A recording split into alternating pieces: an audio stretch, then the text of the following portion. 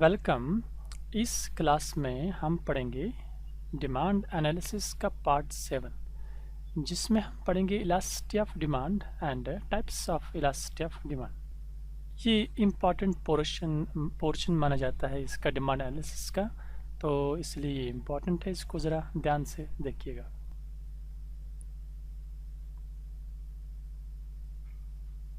इससे पहले हमने डिमांड एनालिसिस का पार्ट 1 से 6 तक पढ़ा है, वो चैनल पे मौजूद है जनरल इकोनॉमिक्स में, वहाँ पर जाके आप इसको देख सकते हो। और इसका रिटन इस साइड पे रखता हूँ मैं, यहाँ पर रखता आप इसका रिटन पढ़ सकते हो।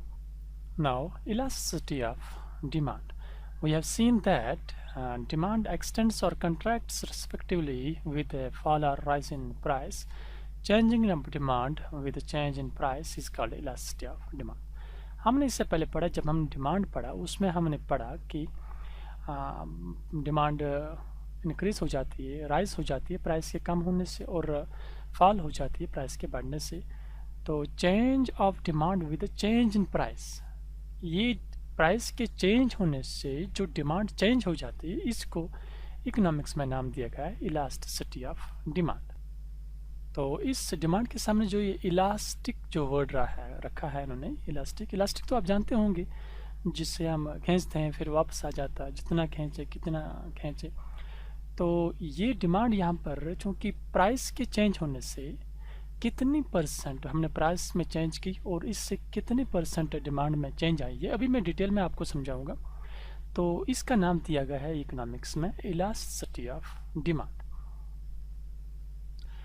Meaning of price elasticity of demand. The law of demand explains the inverse relationship between the price and quantity.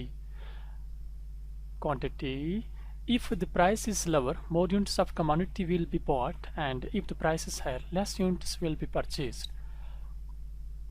Law of demand हमने पढ़ा, उसमें हमने वहाँ पर पढ़ा था, वो हमें दिखाता है इन्वर्स रिलेशनशिप बिटवीन, जिसको हम नेगेटिव रिलेशनशिप भी कह सकते हैं। प्राइस के बढ़ने से डिमांड कम हो जाती है और प्राइस के कम होने से डिमांड बढ़ेगी। तो लेकिन उसमें आप एक चीज़ देखोगे, वो सिर्फ इतना ही बताएगा कि प्राइस के कम होने से डिमांड बढ़ेगी, लेकिन ये नहीं बताएगा वो कि प्राइस के कम होने से कितनी डिमांड बढ़ेगी। मैं एक एग्जांपल लेता हूँ पहले। लॉ ऑफ डिमांड में हमने पढ़ा था कि जब प्राइस किसी भी चीज़ का कम होगा, जैसे मैं लेता हूँ 10, 8, 6, इधर से डिमांड इसकी बढ़ेगी। ये लॉ ऑफ डिमांड में हमने पढ़ा था। तो वहाँ से हमने देखा था कि इस प्राइस और डिमांड के बीच में जो रिलेशन है वह इन्वर्स रिलेशनशिप बिटवीन, यानी एक के बढ़ने से दूसरा कम हो जाता है, एक के कम होने से दूसरा बढ़ जाता है। तो इन्वर्स नेगेटिव रिलेशनशिप है। लेकिन यहाँ इस लॉ ऑफ डिमांड में हमने वहाँ पर ये नहीं देखा था कि ये लॉ ऑफ डिमांड ये नहीं बताता है कि जब हम कितना प्राइस कम करें, यानी जितने परसेंट हमने प्राइस कम किया, इससे डिमांड कितनी परसेंटेज बढ़ी, वो यहाँ पर लॉ ऑफ डिमांड में है नहीं। लॉ ऑफ डिमांड उस बारे में कुछ बताता ही नहीं है। अब इलास्टिसिटी ऑफ डिमांड पे चलिए। इलास्टिसिटी ऑफ डिमांड क्या है, ये सिंपल स्टेप ले आगे चलना है, लॉ ऑफ डिमांड से आगे है। इलास्टिसिटी ऑफ डिमांड हमें बताता है कि percentage change in price and percentage change in demand, हमने कितने परसेंट प्राइस को चेंज किया, इस चेंज करने से कितनी परसेंट डिमांड में चेंज हुआ या डिमांड चेंज हुई। तो इस percentage of change in price and percentage change in demand, इस परसेंटेज चेंज को इकोनॉमिक्स में इलास्टिसिटी ऑफ डिमांड का नाम दिया गया है कि हम कितने परसेंट प्राइस को चेंज करते हैं, इससे कितने परसेंट डिमांड पे असर पड़ता है। ये परसेंटेज लॉ ऑफ डिमांड हमें नहीं बताता है, ना दिखाता है, ना हम देख सकते हैं इसे। ये परसेंटेज हम चेक करते हैं इलास्टिसिटी ऑफ डिमांड। जैसे मैं आपको एक छोटी मिसाल देता हूँ। Suppose price of A cap was 20, इसकी डिमांड 100 थी। इसका जब प्राइस चेंज हुआ 20 से 30, तो इसकी डिमांड कम हो गई 100 से 70। इलास्टिसिटी ऑफ डिमांड बताता है कि इसमें कितनी परसेंट हमने चेंज किया। इस परसेंटेज की चेंज करने से कितनी परसेंटेज डिमांड चेंज हुई, इस परसेंटेज को मेजर करने के लिए इसमें हम आगे पढ़ेंगे measurement of elasticity of demand. इस कंसेप्ट को यहाँ पर नाम दिया गया इलास्टिसिटी ऑफ डिमांड, जिससे हम ये परसेंटेज मेजर करते हैं। क्यों मेजर करते हैं कि इससे हम प्रिडिक्ट करते हैं अब मैं कितनी परसेंट, अगर इसने यहाँ पर हम मान लेते हैं 20 से 30%, इसने 50% चेंज किया प्राइस को। जब इसने 50% प्राइस को चेंज किया, इस 50% चेंज होने से यहाँ डिमांड पे 30% इंक्रीज हो गया। इस तरह से अगर ये प्राइस में चेंज करेगा 10%, इस 10% चेंज करने से डिमांड में कितनी परसेंट चेंज आएगी, इंक्रीज होगी, इस परसेंटेज को यहाँ पर इकोनॉमिक्स में दिया गया नाम इलास्टिसिटी ऑफ डिमांड। तो यही परसेंटेज हम इसे चेक करते हैं। क्यों करते हैं कि इससे हम प्रिडिक्ट करते हैं, जो बड़े बड़े बिजनेसमैन होते हैं, जो उनके बहुत बड़े बिजनेस होती है, वो एक्सपर्ट से ज़रूर अपने प्रोडक्ट के बारे में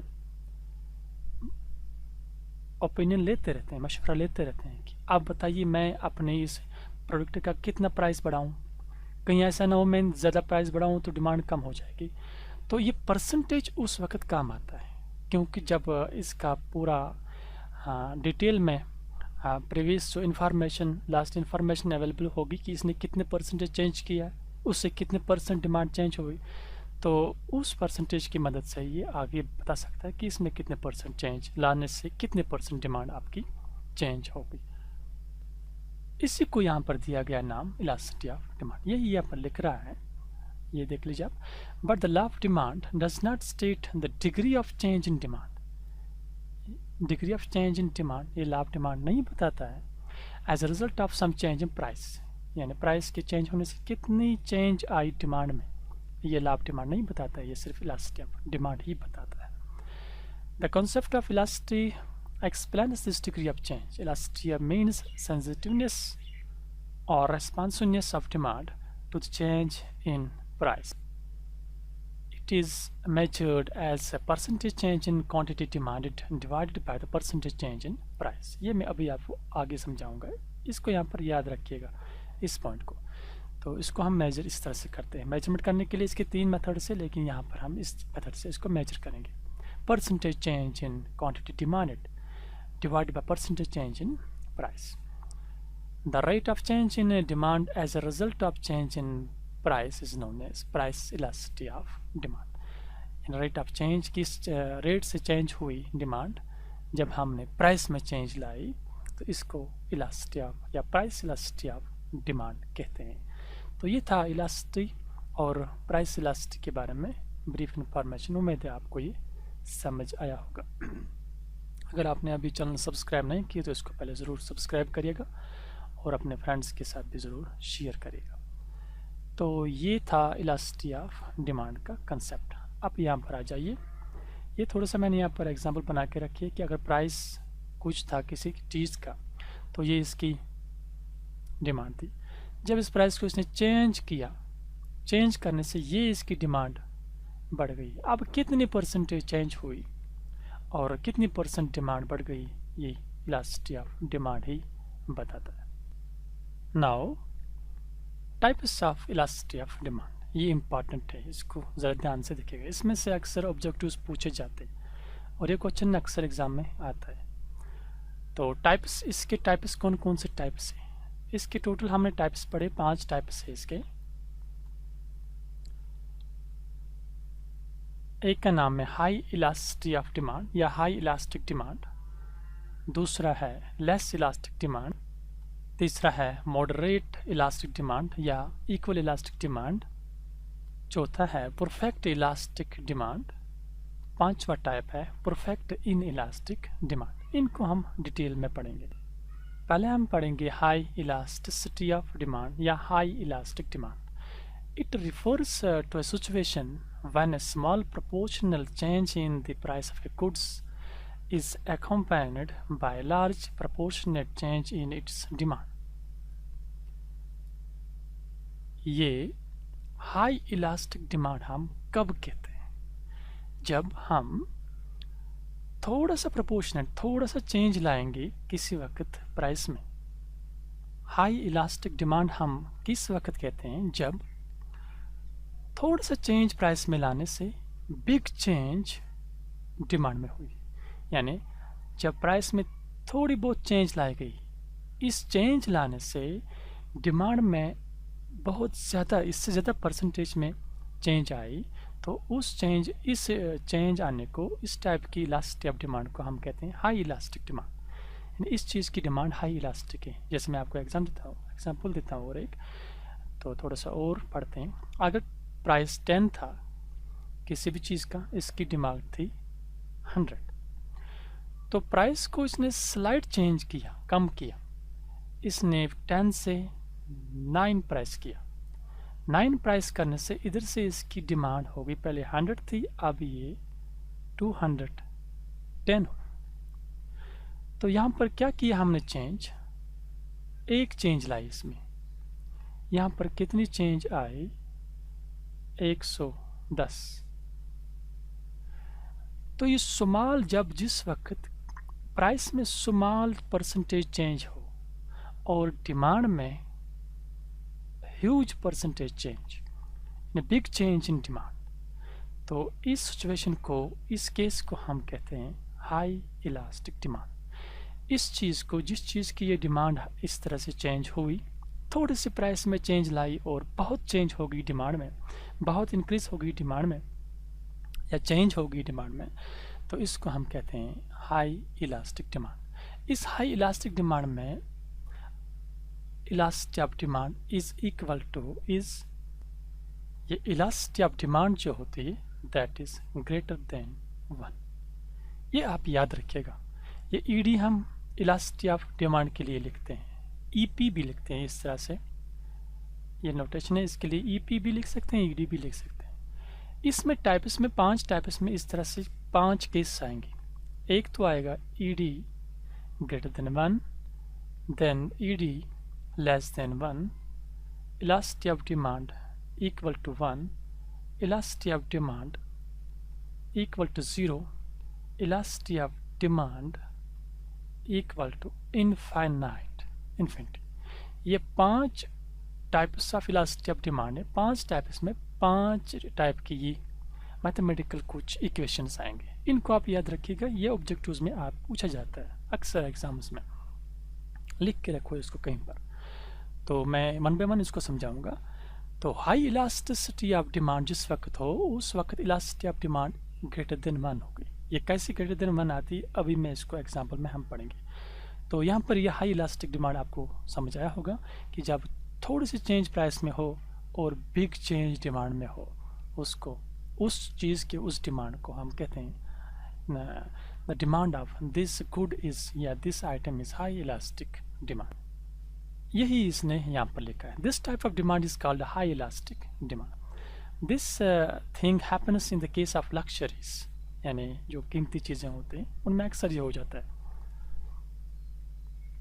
suppose the price of Parker pen, या आप जानते होंगे एक टाइप का पेन है, बहुत कीमती पेन होता है, तो इसका कीमत 12,000, 2,000, 3,000, 4 ऐसे कीमती पेन होते हैं, 600, 700। तो Parker pen is ₹250 and its demand is 1,000. If its price falls to ₹2 to 5, its demand rises to 2,000. तो यहाँ पर इसने एग्जाम्पल एक दी है, ये देख लीजिए आप। जब इस पेन का, एक लग्जरी पेन होता है, कीमती पेन, इसका प्राइस 250 था, तो इसकी डिमांड थी 1,000। तो जब इस का प्राइस कम किया गया 250 से 2 to 5, तो इसकी डिमांड 2,000 यहाँ पर बढ़ गई। अब यहाँ पर ये केस इसने दिखाया हाई इलास्टिसिटी ऑफ डिमांड में। अब इस हाई इलास्टिसिटी ऑफ डिमांड में यहाँ पर आप देख लीजिए प्राइस में चेंज कितनी हुई, 250 से कम हुआ है 25 रुपीज़, लेकिन यहाँ से डिमांड इसकी डबल बढ़ गई, 1,000 थी 2,000, तो 1,000 चेंज हुई। इसको कितने हैं, 100% चेंज होना।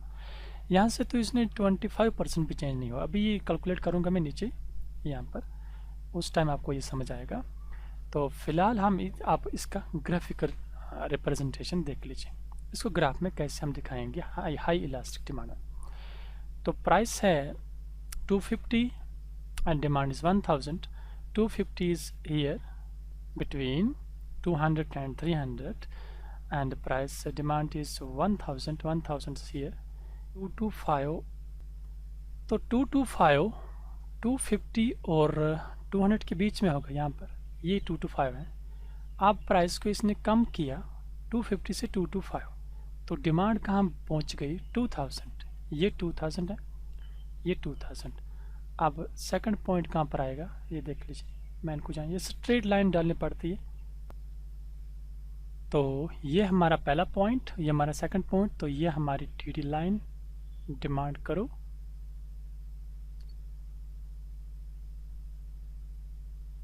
अब यहाँ पर आप देख लीजिए ये प्राइस में कितने चेंज हुए।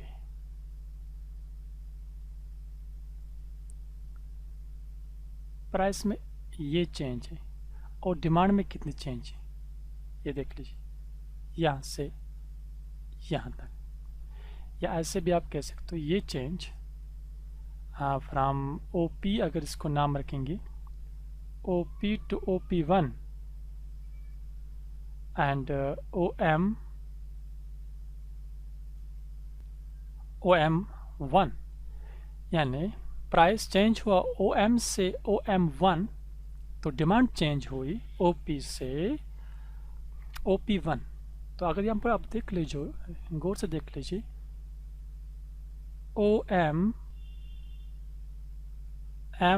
M1 is less than P1, यानी P से P1 ये greater than M to M1। तो ये केस है हाई इलास्टिसिटी ऑफ डिमांड। ये इस टाइप का इसमें डी करूँ इस तरह से पड़ेगी। तो ये इसकी केप जिससे हम दिखा सकते हैं कि big change in demand and small change in price graphically.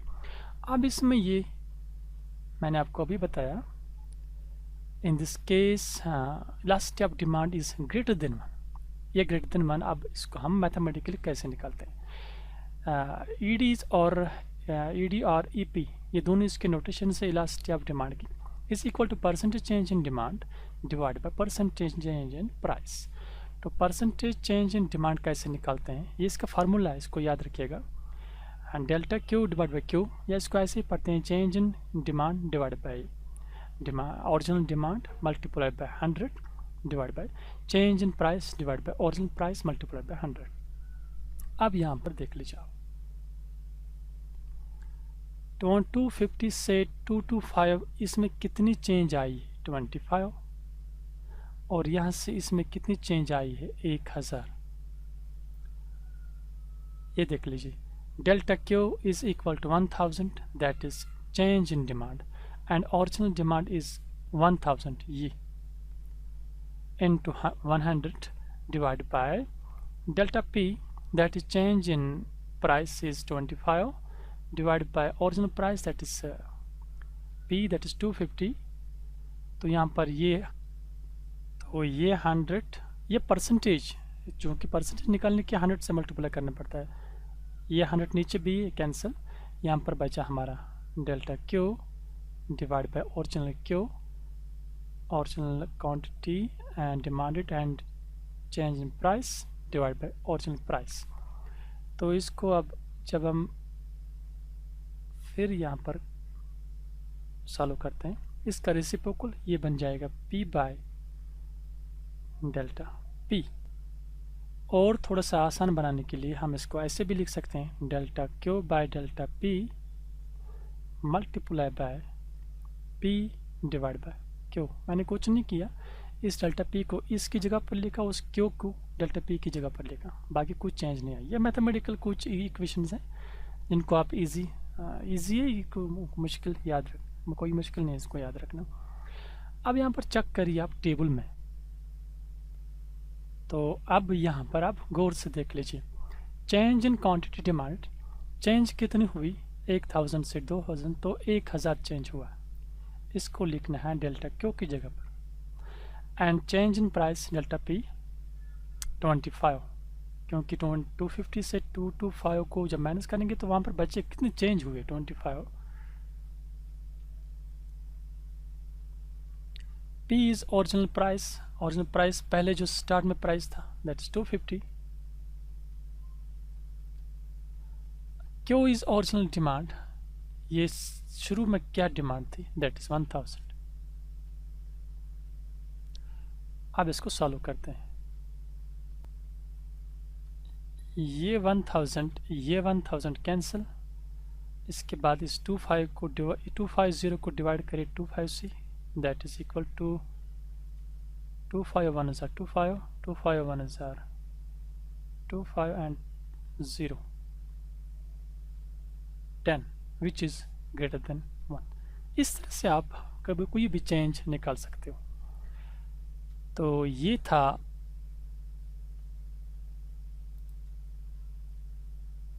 High elastic demand. High elastic demand में elasticity of demand is greater than 1. तो यह हाई इलास्टिक आपको समझ आया होगा. तो आप इसको थोड़ा सा ये याद रखिएगा, ये फार्मूला. ये निकला कहाँ से, यहाँ से निकला, इसको भी याद रखिएगा. तो ये कभी मिस करते हैं इसको, चेंज इन डिमांड को, बाकी देते हैं. तो वो भी मैं आपको जब ऑब्जेक्टिव सिखाऊंगा, क्वेश्चंस कराऊंगा, उस वक्त मैं सिखाऊंगा वो कैसे निकालते हैं. फिलहाल आप यहाँ पर इस टाइम ये हाई इलास्टिक डिमांड को याद रखिएगा. नाउ नेक्स्ट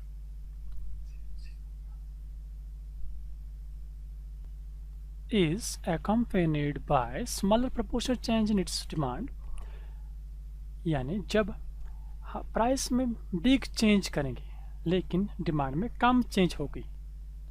यहाँ पर देख लीजिए, ये लेस इलास्टिक शॉर्ट में आप याद रखिए. जब हम बिग चेंज करेंगे प्राइस में लेकिन डिमांड में स्मॉल चेंज होगी, तो उस समय हम उस डिमांड के चेंज होने को इन लेस इलास्टिक डिमांड कहते हैं.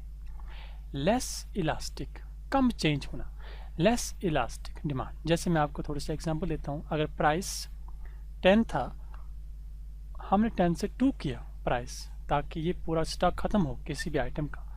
इसकी 10 पे डिमांड थी 100. जब हमने प्राइस कम किया, प्राइस कम करने से तो डिमांड बढ़ती, लेकिन जब हमने प्राइस कम किया इसका 100 से इसकी डिमांड 105 हो गई, 5 ही बढ़े.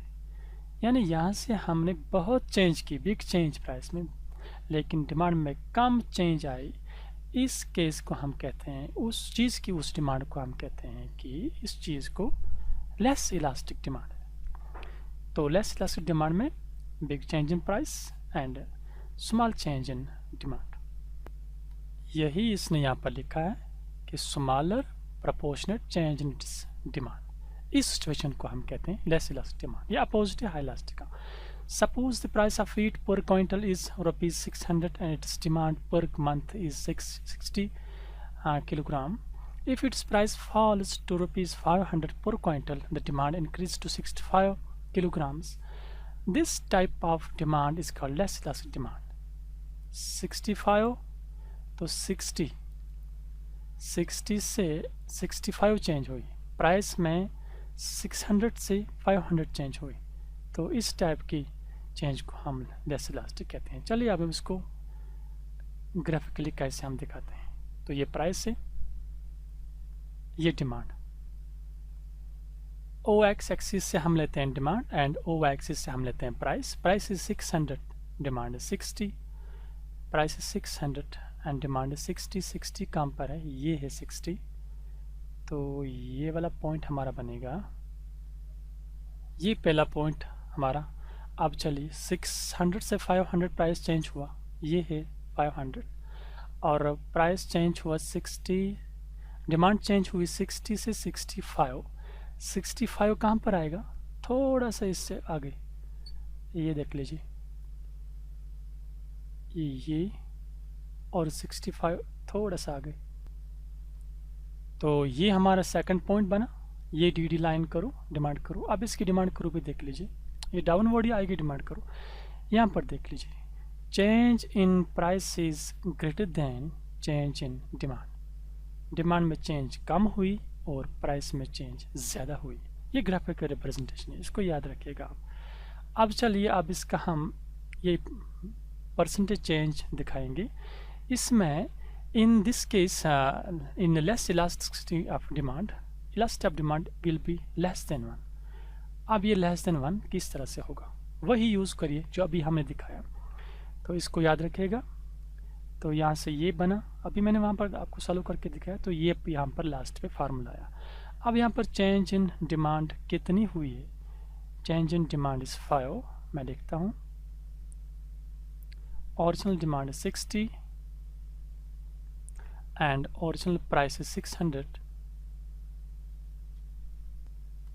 Delta Q is change in demand, यानी 60 से 65 5 चेंज हुई है डिमांड के साइड में, और प्राइस के साइड में चेंज हुए 100 रुपया। अब change in counted demand 5 and change in price 100,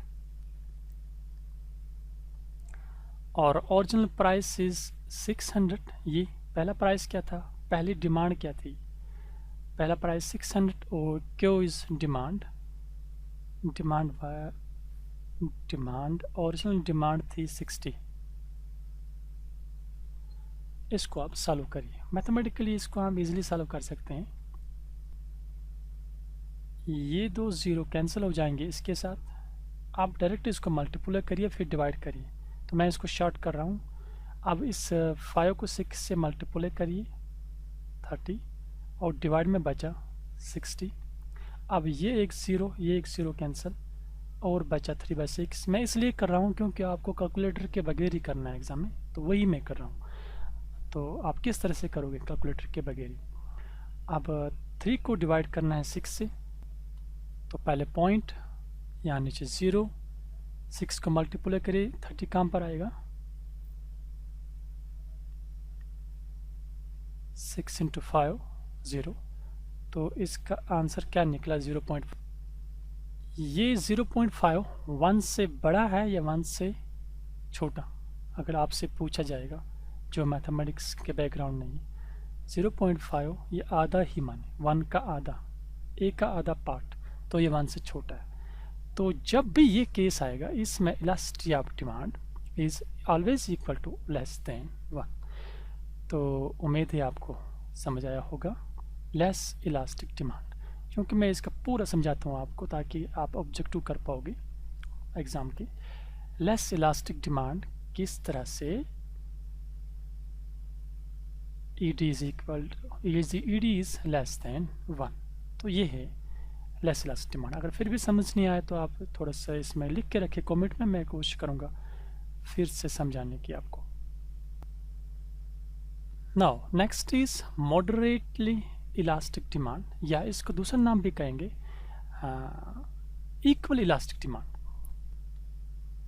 it refers to a situation when a given proportionate change in price is accompanied by an equal proportionate change in its demand। यानी जब जितना percentage हमने price में change किया उतनी ही percentage demand में भी change हुए, तो उस डिमांड को हम कहते हैं इक्वल इलास्टिक या मॉडरेट इलास्टिक डिमांड। यहाँ पर देख लीजिए आप, मॉडरेट इलास्टिक या इसका दूसरा नाम इक्वल इलास्टिक भी है।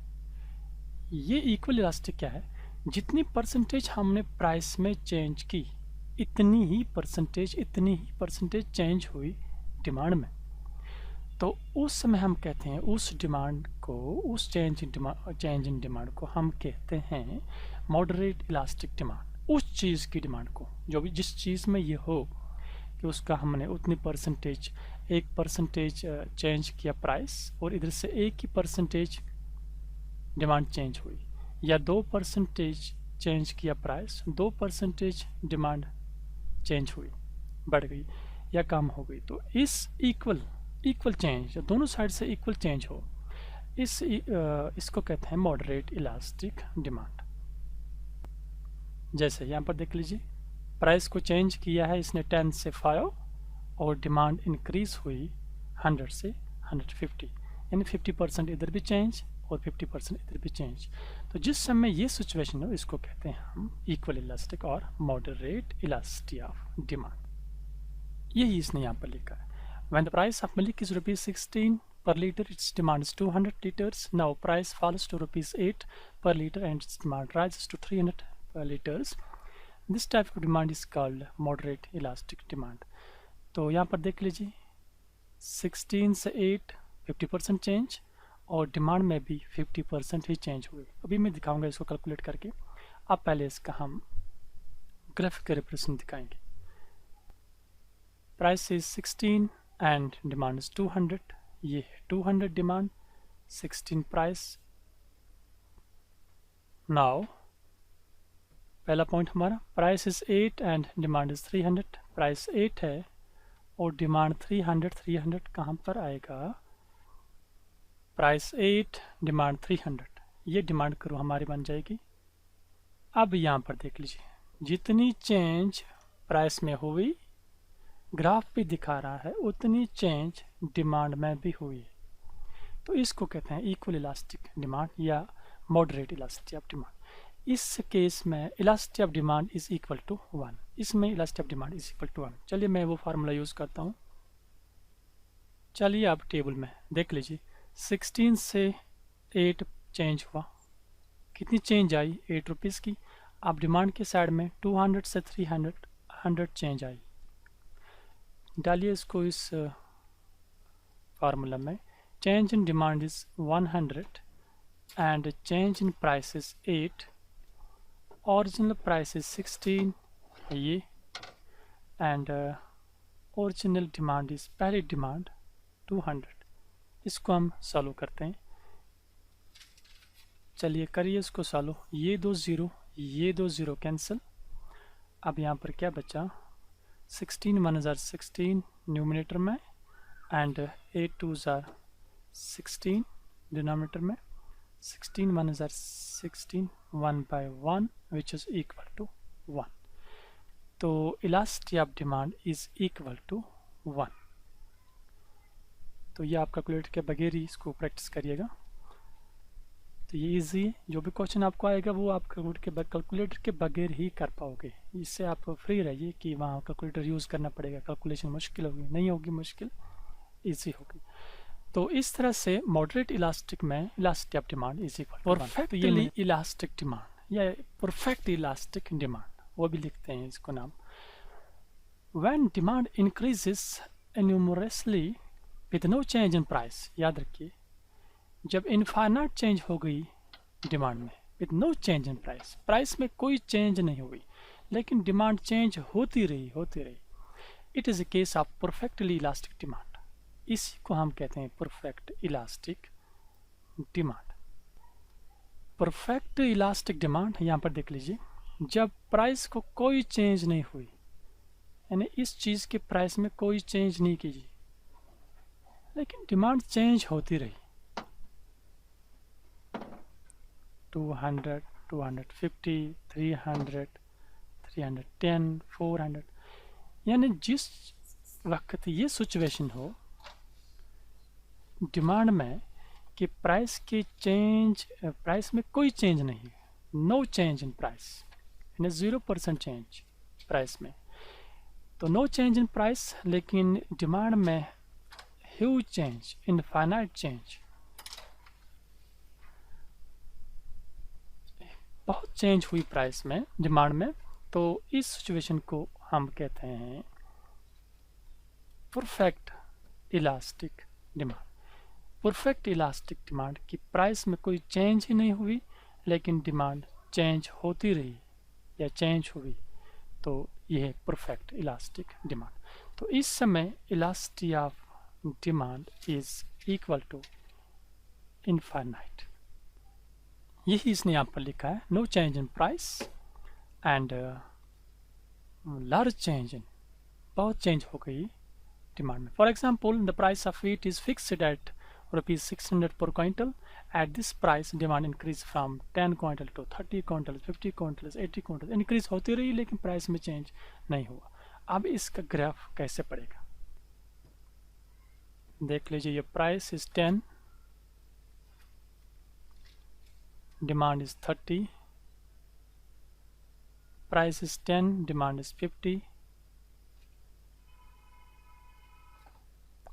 प्राइस इज 10, डिमांड इज 80, आगे चलता रहेगा। तो इसकी डिमांड करो यही मानी जाएगी, यानी प्राइस में कोई चेंज नहीं हुई लेकिन डिमांड में चेंज होती रही। तो ये हॉरिजेंटल पड़ जाती है, ये देख लीजिए आप, ये ओ एक्स एक्सिस के अपोजिट में आती है। इसकी डिमांड करो परफेक्ट इलास्टिक की, ये डिमांड करो भी बन गई इसकी यहाँ से, क्योंकि पॉइंट्स ये आते हैं, एक तो आगे तीसरा पॉइंट आएगा यहाँ पर, फिर चौथा पॉइंट। तो इसकी डी करो अपोजिट है, हॉरिजेंटल है ओ एक्स एक्सिस की।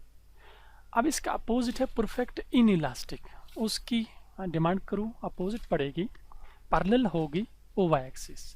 परफेक्ट इलास्टिक की demand curve O X axis के पैरेलल है। इसको भी आप लिख के रखिएगा कहीं पर, याद रखिएगा, ये भी ऑब्जेक्टिव में पूछा जाता है। अब इस समय elastic of demand is equal to infinite, ये इन्फिनिटी मैथमेटिक्स में यूज़ करते हैं, नॉट डिफाइंड, जो डिफाइंड ना किया गया हो। ये कुछ केसेस आते हैं जैसे 0/0 इनफाइनाइट। अब यहाँ पर देख लीजिए ये इनफाइनाइट कैसे है।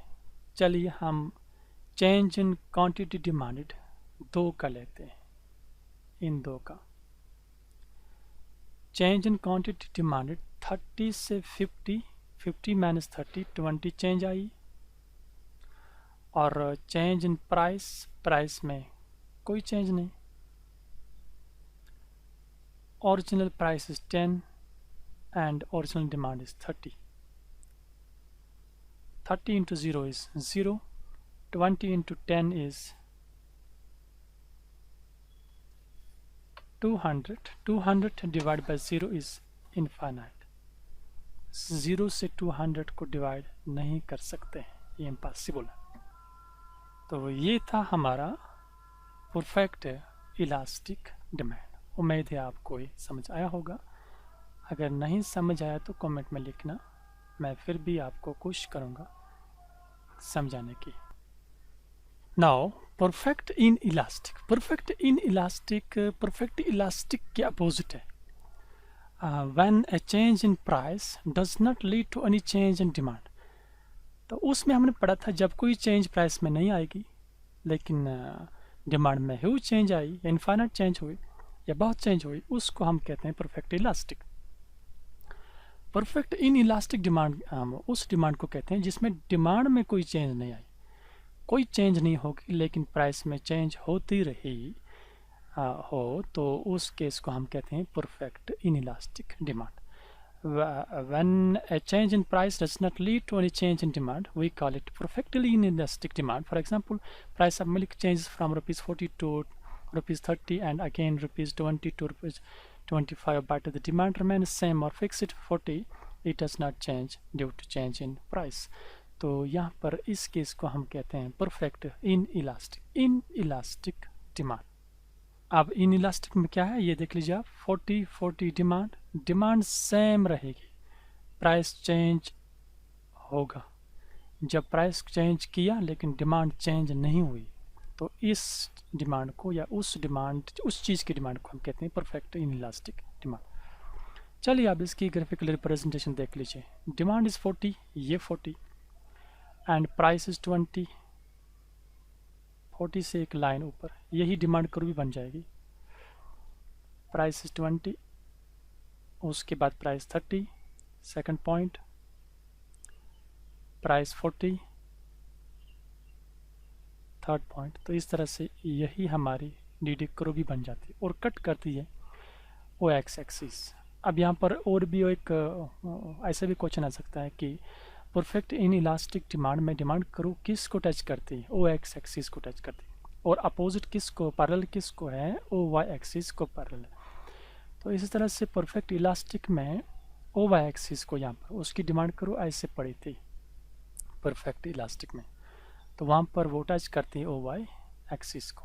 तो ये है इसकी graphical representation of inelastic. Perfect inelastic में elasticity of demand will be equal to 0। वो कैसे, यहाँ पर चलिए हम उसी फार्मूला को यूज़ करेंगे। चेंज इन 2 पे हम निकालेंगे, चेंज इन डिमांड इज 0 क्योंकि कुछ चेंज है नहीं, 40 to 40, 40 minus 40 0। Change in price is 10, 20 to 30 and price is 20 original and original demand Q is 40। ये ज़ीरो कैंसिल, या ऐसे भी कर सकते हैं 20 into zero is zero and 4 1 ज़ार 4, 0 डिवाइड बाई 400, 400 को आप जब ज़ीरो से मल्टीप्लाई करेंगे वो ज़ीरो बन जाएगा which is equal to zero. तो elasticity of demand in perfect inelastic is zero. तो ये थे इम्पोर्टेंट,